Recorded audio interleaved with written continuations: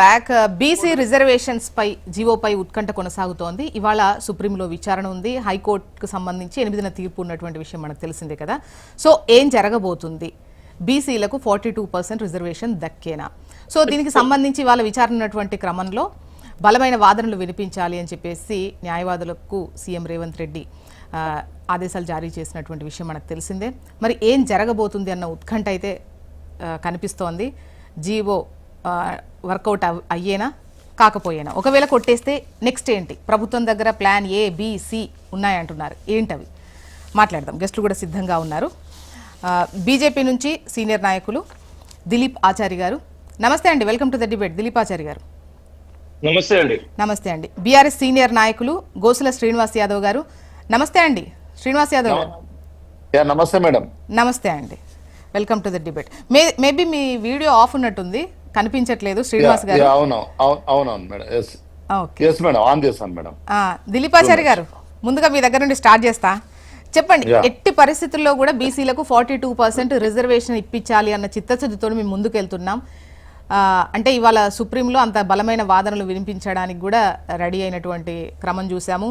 మంత్రులు, బీసీ మంత్రులు కూడా ఢిల్లీలోనే ఉన్నటువంటి సిచ్యువేషన్. ఏం జరగబోతుందని మీరు అనుకుంటున్నారు? జ్యోత్స్న గారు, ముందుగా మీకు అదేవిధంగా ప్యానెల్లో ఉన్న పెద్దలకి, హెచ్ఎంటీవీ ప్రేక్షకులకి శుభోదయం.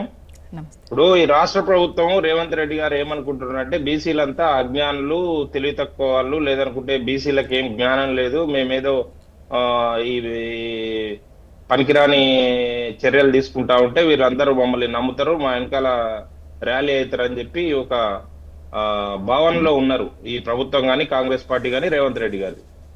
ఎందుకు చెప్తున్నాం అంటే, ఈ అంశం ఇంత సూటిగా ఎందుకు చెప్పాల్సిన అవసరం వచ్చిందని అంటే, వీరు ఎప్పుడైతే ప్రభుత్వంలోకి వచ్చిండ్రో, ఈ రాష్ట్ర ప్రభుత్వంలో అధికారంలోకి వచ్చిండ్రో కాంగ్రెస్ పార్టీ, అప్పటి నుంచి జరిగిన మన పరిణామ క్రమం చూసుకుంటా ఉంటే ఏ ఒక్కటి కూడా నిర్దిష్టంగా వారు కార్యక్రమాలని ముందుకు తీసుకొని పోలేదు.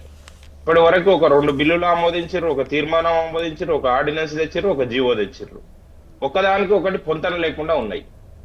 కనుకనే అయితే వీళ్ళు ఇప్పుడు చివరాగరికి వీళ్ళకి తెలియదా అండి, ఇప్పుడు బలమైన వాదనలు సుప్రీంకోర్టులో వినిపించాలని చెప్పి ఒక సన్నాయి నొక్కుతా ఉన్నారు. బలమైన వాదనలు వినిపించాలనుకుంటే బలమైన ప్రాతిపదిక ఉండాలి కదా. బేస్ లేకుండానే బలమైన వాదనలు వినిపిస్తే పెద్ద పెద్ద లాయర్లను పెట్టి సుప్రీంకోర్టు జడ్జిల ముందర నిలబెడితే బలమైన వాదనలు వినిపించినట్ట. నీ దగ్గర ఒక బలమైన ప్రాతిపదిక ఉండాలి కదా. మేము మీరు 50% క్యాప్ విధించారు, ఆ 50% క్యాప్ ని అధిగమించడం కోసం మేము ఇదో నిర్దిష్టంగా ఈ చర్యలు తీసుకున్నాము, ఇది మా ఎజెండా, మా ప్రాతిపదిక అని చెప్పి మీరు వినిపించాలి. అరే, మీ దగ్గర ఎంపరికల్ డేటానే ఇంతవరకు మాకు గురించలేదు, మా దగ్గర సూచనలు సలహాలు తీసుకోలేదు, మీరు ఎంపరికల్ డేటాని టేబుల్ చేయలేదు, పబ్లిక్ డొమైన్ లో పెట్టలేదు, మీరు ఏ విధంగా బలమైన వాదనలు వినిపిస్తారండి? ఇప్పుడు బీసీలు మభ్య పెట్టడం కోసం ప్రయత్నం తప్ప ఇది బీసీలని ముందుకు తీసుకొని పోవాలి, ఒడ్డుకు చేర్చే ఆలోచన కాదండి. ఒడ్డుకు చేర్చే ఆలోచన కాదు. నడి సముద్రంలో వదిలిపెట్టడం కోసం, బీసీలని నడి సముద్రంలో వదిలిపెట్టడం కోసం పన్నిన కుట్ర ఇది.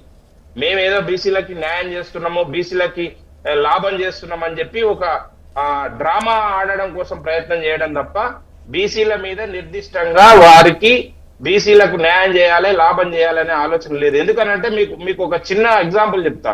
ఇప్పుడు వీళ్ళకి అడ్డంకులు లేని విషయాలు ఉన్నాయి, చాలా విషయాలు. బీసీలకు న్యాయం చేసే విషయాల్లో అడ్డంకులు లేని విషయాలు ఉన్నాయి. అదే కామారెడ్డి బీసీ డిక్లరేషన్ లో వీరు ప్రకటించిన అంశాలు చాలా ఉన్నాయి కదా బీసీలకు సంబంధించి. వాటికి రాజ్యాంగపరమైన చిక్కులు లేవు, కోర్టుల చిక్కులు లేవు, ఏ చిక్కులు లేవు. బీసీలకి జిత్నా ఆబాది ఉత్నా హక్దారి అని చెప్పిండు కదా రాహుల్ గాంధీ గారు. ఒక స్లోగన్, అందమైన స్లోగన్ ఇచ్చిండు కదా.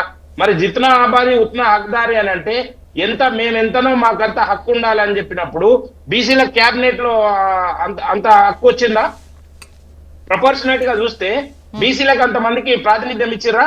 లేదు. మీరు ప్రకటించిన కార్పొరేషన్ చైర్మన్ల లోపల బీసీలకు అంత ఆ ప్రపోర్షనేట్ ప్రకారంగా అధికారం దక్కిందా?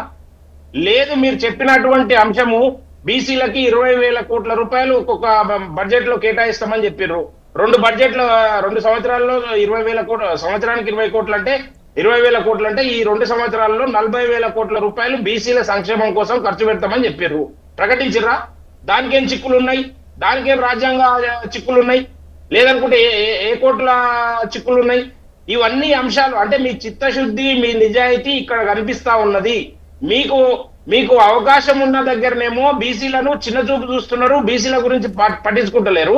అవకాశం లేని దగ్గర డ్రామాలు చేసి మేము బీసీల కోసం ఇదో అది చేస్తున్నాం ఇది చేస్తున్నాం అని చెప్పి చెప్పడం కోసం ప్రయత్నం చేస్తా ఉన్నారు. దానివల్ల రాజకీయంగా లబ్ధి చెందడం కోసం ప్రయత్నం చేస్తూ ఉన్నారు, లేదనుకుంటే ప్రత్యర్థి పార్టీలను బదనాం చేయడం కోసం ప్రయత్నం చేస్తున్నారు. కానీ మీ దగ్గర ఉన్న నిర్దిష్టమైన అజెండా ఏంటంటే ఇంతవరకు స్పష్టమైన సమాధానం లేదు.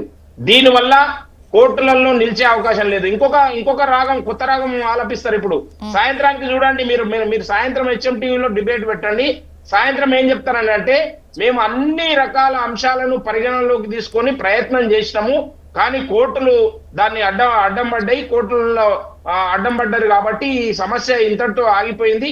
మేము దీన్ని మా పార్టీ పరంగా మేము 42% రిజర్వేషన్లు ఇస్తాము, ఎన్నికలకు పోతామని చెప్పి సాయంత్రానికి ఒక ప్రకటన వస్తుందో రాదో చూడండి. భారతీయ జనతా పార్టీ అధికార ప్రతినిధిగా నేను చెప్తా ఉన్నా, సాయంత్రానికి కాంగ్రెస్ పార్టీ స్టాండ్ ఇదే ఉంటది.